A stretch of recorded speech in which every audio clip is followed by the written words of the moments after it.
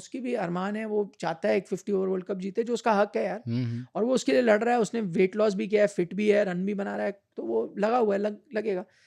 बाकी चीज़ I think Rohit और उनके फैंस को भी एहसास होगा कि जज तो करा जाएगा।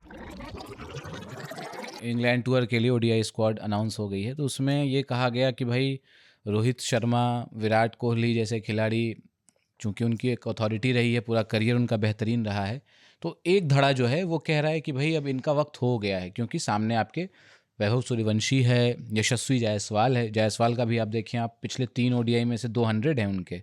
तो कहीं ना कहीं लोगों को लग रहा है कि यार अब इनको खुद ब खुद रास्ता छोड़ देना चाहिए, जगह छोड़ देनी चाहिए। But at the same time दूसरा जो धड़ा है वो देखता है, कह रहा है नहीं भाई, वर्ल्ड कप का टूर्नामेंट है, साउथ अफ्रीका आप खेलने जा रहे हो, इन दोनों से बेहतर आपके पास पका पकाया है ना, ओवरऑल आप देखो तो खिलाड़ी नहीं है, पूरी दुनिया में आपको देखने को नहीं मिलेगा। तो एक वो मोह भी है, तो थोड़ा द्वंद्व की स्थिति है ना वहाँ पे। यार है तो, अब एक चीज़ है, रोहित के कई चीज़ें पक्ष में भी हैं, कई चीज़ें खिलाफ में भी जाते हैं। पहली बात ये है कि मैं तो अक्सर ये कहता हूँ, अगर आप इंडियन क्रिकेट का भला चाहते हो तो इमोशंस को आपको साइड करना पड़ेगा, ये तो सच्चाई है। और कुछ हद तक मैं सही हूँ कि इस सिलेक्शन कमेटी ने वैसा किया है, उसके लिए उनको आलोचना का भी सामना करना पड़ा है कई बार, लेकिन एंड में आपने देखा एंड रिजल्ट सही ही रहा है। तो थोड़ा आपको डिटैच होना पड़ेगा, थोड़ा सा स्टारडम से हट कर देखना पड़ेगा। अब क्या है, जैसे मैंने कहा कुछ चीज़ें पक्ष में जाती हैं, मिसाल के तौर पर अनुभव, ठीक है, तो वो तो यार आप कितना भी टैलेंट हो, कुछ भी हो, अनुभव को तो आप रिप्लेस नहीं कर सकते ना, वो खरीद भी नहीं सकते। वो जो है सो है, इतने साल उन्होंने बताया। और वर्ल्ड कप आप अनुभव से जीतते हो, यस। ये चीज़ है। मैं आपको अभी विमेन्स जो मैच हुआ, आप साउथ अफ्रीका से हारे हो, आपकी बॉलिंग लाइनअप में थोड़ा इनएक्सपीरियंस नजर आया, खासतौर पर फास्ट बॉलिंग लाइनअप में, है ना। अब रेणुका सिंह ठाकुर या कोई इस तरह के अनुभवी खिलाड़ी होते, वो अलग होते। साउथ अफ्रीका की फास्ट बॉलिंग लाइनअप देख लो आप, ठीक है ना, मैरिजन कैप और इस्माइल दोनों एक्सपीरियंस बॉलर, एक्सपीरियंस है बिल्कुल। वहाँ फर्क लेके आई वो। तो एक्सपीरियंस वर्ल्ड कप मैचेस में मैटर करता है, आप मानो या ना मानो, क्रूशियल गेम्स में वही है, कितना भी कोई टैलेंटेड हो। तो ये चीज़ रोहित शर्मा के पक्ष में जाती है, क्या उनके खिलाफ है। और ये सिर्फ रोहित शर्मा की बात नहीं, आपने यशस्वी जायसवाल की बात की, किसी की भी बात की, एंड ऑफ द डे देखे किसी का कोई जन्मसिद्ध अधिकार तो है नहीं कोई भी जगह पे, चाहे आप कितने भी बड़े प्लेयर हो, आपको जज किया जाएगा बेस्ड ऑन कंपटीशन। अगर आपको और मुझे बेस्ट टीम चुननी है तो आपको अपने बेस्ट 3 ओपनर लेके जाने हैं, ठीक है। इस वक्त स्थिति ऐसी है कि आपके पास प्रॉब्लम ऑफ प्लेंटी है, बहुत आपके पास ऑप्शंस है। ईशान किशन भी है उसमें से, ठीक है, वो आप उनको नीचे खिला रहे हो सकता है विराट जब आएंगे तो शायद नीचे भी उतनी जगह ना मिले, क्योंकि श्रेयस अय्यर भी हैं, केएल राहुल भी हैं, एक ऑलराउंडर भी खेलेगा फास्ट बॉलिंग, चाहे वो हार्दिक हो या नीतीश कुमार रेड्डी हो, तो स्पिन बॉलिंग ऑलराउंडर्स आएंगे, तो बैटिंग लाइनअप में शायद उतनी जगह नहीं है कि आप ईशान को भी अकोमोडेट कर पाओ।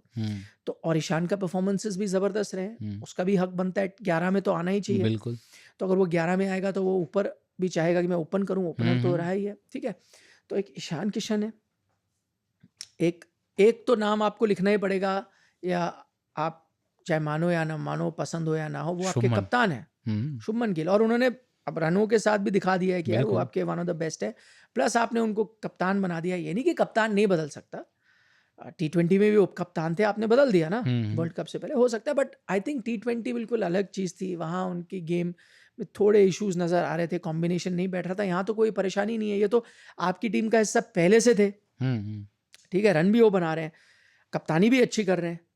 तो शुभमन गिल हो गए, अब आपके पास बचता है एक स्लॉट जिसके लिए आपके पास कंटेंडर है यशस्वी जायसवाल, ईशान किशन, रोहित शर्मा, और आज आपने एक और खिलाड़ी की बात की, वैभव सूर्यवंशी। तो आप अब इन 4 में से 2 ही ले जा सकते हो, एक खेलेगा, एक रिजर्व ओपनर होगा, है ना। तो अब आप क्या करोगे? तो एंड ऑफ द डे आपको इमोशंस को साइड में रखना होगा, और ये सवाल जो हमको देख रहे हैं वो सब अपने आप से पूछें। फॉरगेट आप किसके फैन हो सकता है आप रोहित शर्मा के फैन हो, ठीक है ना। हो सकता है अब आप वैभव सूर्यवंशी क्योंकि इतना इमर्ज करा आप उसके फैन हो, या ईशान किशन के फैन हो, जो भी है, या यशस्वी जायसवाल के फैन हो, वो सब चीज़ें साइड करो। आप बताओ कि इस वक्त कौन सा वो प्लेयर है जो बेस्ट परफॉर्मिंग ओपनर हो सकता है, जो आपको सिंगल हैंडेडली मैच जिता सकता है। उसको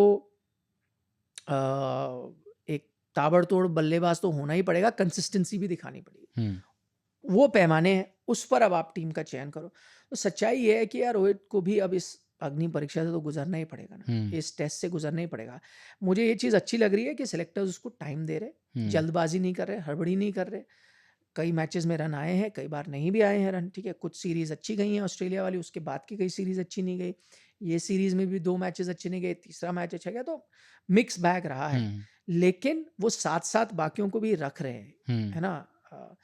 तो एक तरह से आपने रिस्पेक्ट दिया कि आपने यशस्वी जायसवाल को बाहर बैठा दिया। रिस्पेक्ट ये दिया कि नहीं यार, ईशान किशन और रोहित शर्मा आपसे आगे हैं। जो यशस्वी भी यार उसने 100 बनाया, वो उसके लिए भी आसान नहीं होगा ना, उसकी तो कहानी भी सही बात है, काफ़ी दुख भरी है। T20 क्रिकेट में वो खेल रहा था, फिर वर्ल्ड कप आता है, वो बाहर आ जाता है, फिर ODI में उसको आना था, 100 बना रहा है, फिर बाहर बैठना पड़ रहा है।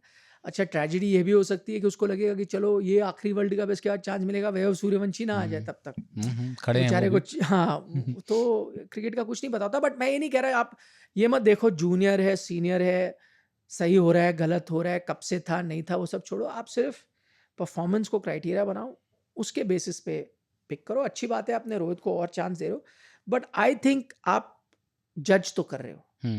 रोहित शर्मा को भी ये बात पता होगी कि वो जज किए जा रहे हैं, उनको लंबा चांस दिया जा रहा है, सीरीज दर सीरीज उनका परफॉर्मेंस इसको जज किया जा रहा है।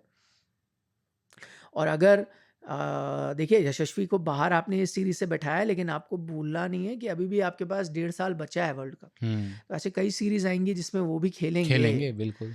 तो उनके परफॉर्मेंसेस को भी ध्यान में रखा जा रहा है। वो रन बनाते गए, और मानिए अगर रोहित के बल्ले से उस अंदाज से रन नहीं आए, मैं उनमें से बिल्कुल नहीं होगी जो रोहित को कह रहे कि यार 40 साल 41 साल हो जाएगा, क्या ये छोड़ दीजिए ना। रन बना रहा है तो रन बना रहा है, एक्सपीरियंस है तो एक्सपीरियंस है, एक्सपीरियंस भी मैं लेके जाऊंगा, बट प्रोवाइडेड वो अपने आप को कंपटीशन के साथ साथ रख रहा है या एक कदम आगे रख रहा है। अगर वो 5 कदम पीछे चला गया एज अ बैटर, तो आप कैसे पिक कर सकते हो? आई थिंक, और जहाँ तक आपकी बात है कि खुद आप अनाउंस करो, यार वो तो बड़ा मुश्किल होता है। ऐसा कोई आजकल इंडियन क्रिकेट में तो ऐसा होता ही नहीं है। सुनील गावस्कर ने किया था, उसके अलावा तो मुझे याद नहीं आता। ज़्यादा से ज़्यादा ये हो सकता है कि भाई देखो, मैं रोहित के नज़रिए से देख रहा हूँ, उसकी भी अरमान है, वो चाहता है एक 50 ओवर वर्ल्ड कप जीते, जो उसका हक है यार, और वो उसके लिए लड़ रहा है। उसने वेट लॉस भी किया है, फिट भी है, रन भी बना रहा है, तो वो लगा हुआ है, लगेगा।